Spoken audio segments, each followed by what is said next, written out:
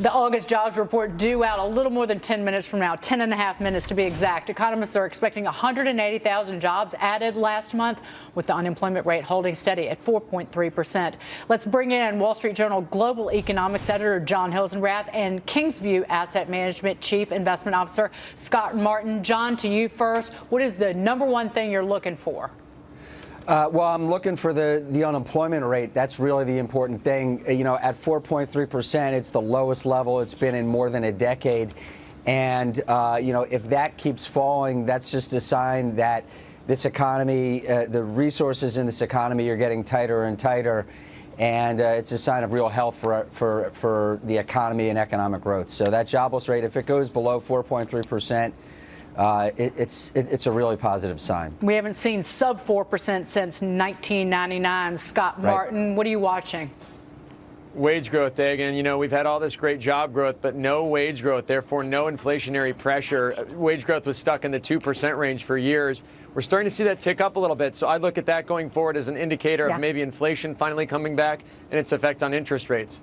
Phil Orlando, what's the most important thing to look at? So that ADP report 2 days ago at 237,000, very, very strong. The mix shift towards small and mid-sized companies was very good as well. The claims data has been running at a 40-year low. Those are the two key inputs. So our forecast for this morning at 225,000 is well above the 180 that the street's looking for. Mike Block, are you that? Yes, go ahead, John. I want to say something about wage growth. It's true that wages haven't been growing very much compared to where they were historically, but neither has inflation. So when you look at how far our take-home paychecks are going, they're going farther than they used to. Inflation-adjusted wages have actually been pretty healthy for the last couple of years. They have. So inflation's running about 1.4%, according to the personal consumption expenditures index, but average hourly earnings have been going up 2.5% the last 3 months through July. Mike Block, are you optimistic? Optimistic in that job ads are doing well and unemployment rate is down. I still think there's some structural issues with the labor market that need to be addressed here. John does make a great point because of technology and secular change. Inflation is not outrunning wages at all, and that means that purchasing power is fine, frankly. I am also watching wages. I'm looking at that average hourly earnings year-over-year number they're looking for plus 2.6%. I still say not enough. I still say productivity has to get better. Let's see how that happens. Really, you know, Phil talked about plus 225 for NFP. To me, that would be an upside surprise, of course, but not really out of line. Just shows how strong things are.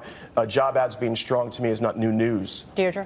Well, I was just going to say, as a side note, I mean, Americans have the highest credit card debt that they've had in history, but also the best credit card scores if you look at FICO. So, I mean, consumers spending 2/3 of our economy, and it seems like we're all pretty healthy, and it's something that refers to the wage growth and the inflation, meaning we are spending what we have, and there does seem to be some efficiency. Rachel, I'm going to give you the final word of this. I worry that a good economy gives all those congressmen, including your husband, a pass on getting tax reform done.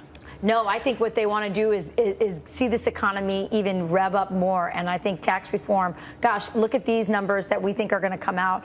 Add tax reform to that, you know, making America great again. Right. So that's a word to all congressmen, including Sean Duffy. That's who I was referring to. Because we know he's watching. That just because the economy is firing 3% growth, at least most recently in the second quarter, even with the jobs numbers coming out, tax reform, tax relief for all Americans. Coming up, the August jobs report right after the break.